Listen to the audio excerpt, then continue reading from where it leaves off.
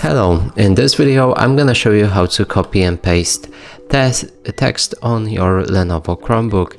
So in order to do this, first we'll need to highlight entire text that we want to copy. So hold your finger and press the mouse button, then drag the text that you want to copy, and I'm gonna copy this phrase right here.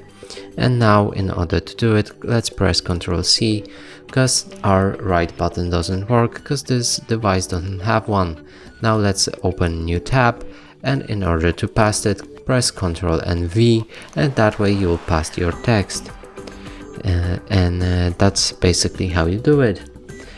That's it for this video. Hope you like it. Please consider subscribing to our channel, leave a like and a comment below.